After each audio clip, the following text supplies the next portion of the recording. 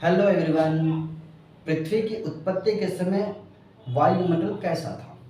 क्या पृथ्वी की उत्पत्ति के समय आज के जैसा ऑक्सीजन था?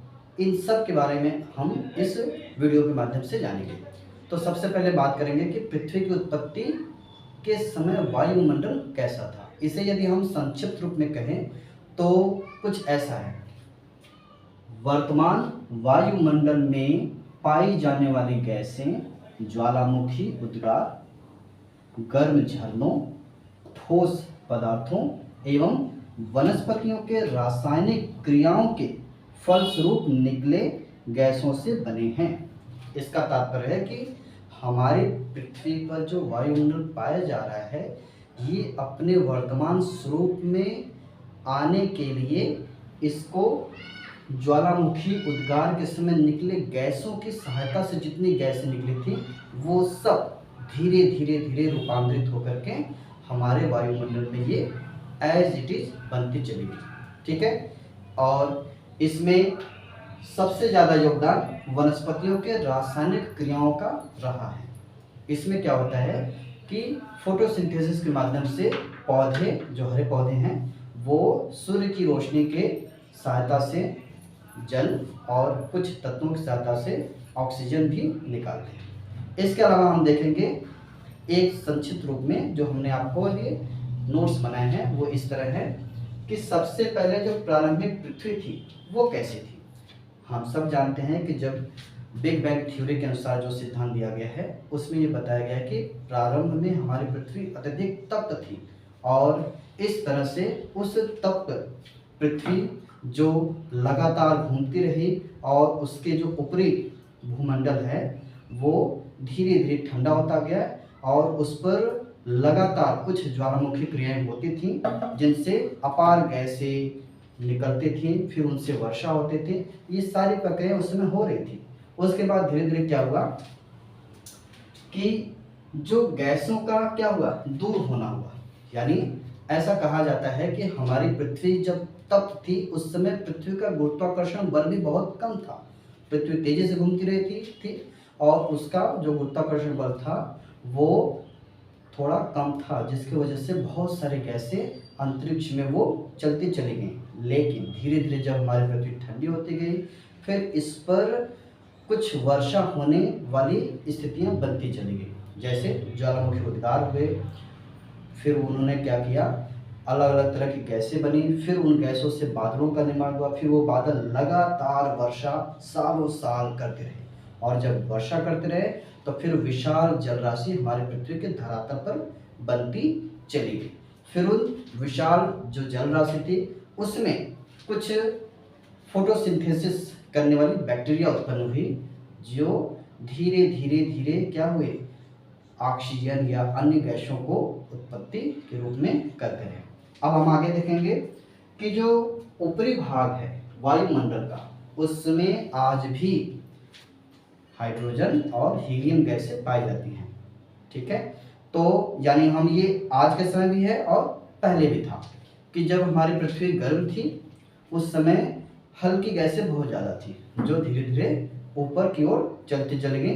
बाद में जब पृथ्वी थोड़ी सी ठंडी हुई तो भारी गैसें नीचे आती चली गई। क्यों? क्योंकि हमारी पृथ्वी का गुरुत्वाकर्षण धीरे धीरे मजबूत होता गया और इस वजह से हमारी पृथ्वी ने भारी गैसों को अपने साथ आत्मसात कर लिया जो हमारी पृथ्वी के साथ आज भी लगातार घूम रहे हैं। ठीक है। इसके अलावा हम देखेंगे कि जो ऊपरी भाग है वो हाइड्रोजन और हीलियम गैसों से बना है और यह द्वितीयक वायुमंडल है। इसका तात्पर्य है कि आज के समय जो वायुमंडल पाया जा रहा है वो द्वितीयक वायुमंडल है, यानी एक दूसरा ही वायुमंडल है जो पृथ्वी की उत्पत्ति के समय नहीं था। ये वायुमंडल बाद में काफ़ी समय बाद बहुत सारी प्रक्रियाओं के द्वारा बना है जिनमें ज्वालामुखी क्रियाएं शामिल थीं। और यदि हम परिभाषा के माध्यम से देखें तो गर्म झरनों ने भी अलग अलग गैसों को दिया है। जैसे हम देख सकते हैं कि पर्वतों से बहुत सारी गर्म झरने निकलती रहती हैं, कुछ ज्वालामुखी होते हैं, उनमें जब ज्वालामुखी क्रियाएं बंद हो जाती है तो फिर धीरे धीरे धीरे उनमें कुछ गर्म जल राशि भी निकलती रहती है। ठीक है, तो उनसे अलग अलग गैसें निकलती हैं और वो गैसें हमारे वायुमंडल में मिलते रहते हैं।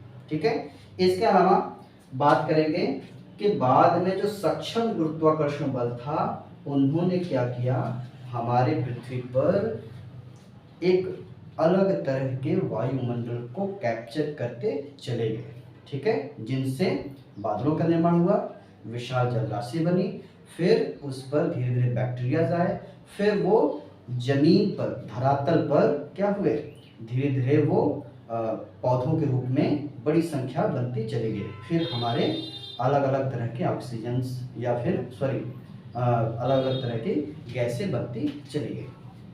अब हम बात करेंगे कि जो, हाँ, इसमें ये भी है कि हमारी पृथ्वी की उत्पत्ति लगभग 4000 मिलियन वर्ष पूर्व हुई थी, लेकिन वायुमंडल का विकास बहुत समय बाद, यानी लगभग 580 मिलियन ईयर्स एगो के टाइम पर होगा। ठीक है, यानी आज का जो वायुमंडल पाया जा रहा है वो 580 मिलियन ईयर्स एगो से लगातार हमारी पृथ्वी से जुड़ा हुआ है। अब प्रश्न उठता है कि क्या प्रारंभिक पृथ्वी के साथ आज के समय के जैसा ऑक्सीजन था? नहीं, आज के समय का जो हमारा ऑक्सीजन बना हुआ है, जो हमारे वायुमंडल में लगभग 21% है, वो ऑक्सीजन हमारे पृथ्वी पर पाए जाने वाले जो वनस्पतियां हैं, इनके द्वारा छोड़ी गई ऑक्सीजन के माध्यम से हमारे लिए उपलब्ध होता है। अब हम बात करेंगे कुछ और कि वायुमंडल की उत्पत्ति से संबंधित सिद्धांत कौन कौन से दिए गए। तो सबसे पहले नाम आता है ग्रहाणु परिकल्पना, यानी टीसी चैम्बरलिन ने। ठीक है, इसे प्लैनेटेसिमल थ्योरी भी के नाम से भी जाना जाता है, या फिर हिंदी में ग्रहाणु परिकल्पना, जिसे टीसी चैम्बरलिन ने दिया था। इनका मानना था कि प्रारंभ में पृथ्वी एकदम गैसियस अवस्था में थी, जो धीरे धीरे ठोस होते गई और ठोस रूप में हमारी पृथ्वी बनी, और उसके ऊपर घने बादल थे जो गैसों से बना हुआ था। वो धीरे धीरे हमारे वायुमंडल में अलग अलग गैसों के रूप में वर्तमान में आ गया। बाद में फिर इसकी बहुत आलोचना हुई। फिर इसके बाद आया हॉट ओरिजिन थ्योरी। ठीक है, हॉट ओरिजिन थ्योरी में ये कहा जाता है कि हमारी पृथ्वी बहुत गर्म थी, जिसकी वजह से ज्वालामुखी क्रियाएं बहुत ज़्यादा उत्पन्न हुई, और वो ज्वालामुखी के लक्षण, यदि हम आज के समय में देखें तो ज्वालामुखी की क्रियाएं प्राचीन समय में बहुत हुई हैं, जिनसे अलग अलग तरह के पठारों का निर्माण हुआ है। तो उससे माना जाता है कि ज्वालामुखी क्रिया के द्वारा अलग अलग गैसें निकली और फिर वो वायुमंडल में बनती चली गई। फिर क्या हुआ, फिर आया है केमिकल थ्योरी। इस केमिकल थ्योरी में ये आज के समय से बहुत सटीक बातें बताई जाती हैं, जिसमें कहा जाता है कि प्रारंभ में जो विशाल जल राशि थी, वो जल राशि में फोटोसिंथेटिक बैक्टीरिया उत्पन्न हुई, और वो फोटोसिंथेटिक बैक्टीरिया ने क्या किया, धीरे धीरे धीरे धीरे जो जल था उससे वायुमंडल में निकलने वाली जो ऑक्सीजन थी, उस तरह के ऑक्सीजन को निकालना उन्होंने शुरू किया। फिर बाद में धीरे धीरे पौधों का विकास हुआ।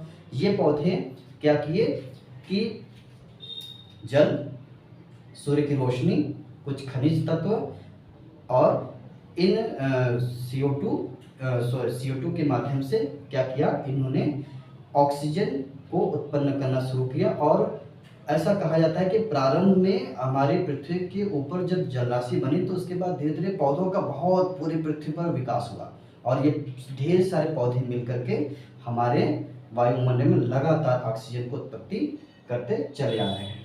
ठीक है, तो इस तरह से हमने इस वीडियो में जाना कि हमारे वायुमंडल की उत्पत्ति कैसे हुई। इसे हम संक्षिप्त रूप में इस रूप में देखे हैं। फिर क्रम से हमारे वायुमंडल में कैसे अलग अलग गैसों का विकास हुआ। फिर इससे संबंधित जितने सिद्धांत दिए गए हैं जो आज के समय में प्रचलित हैं, उसके बारे में हमने बात किया।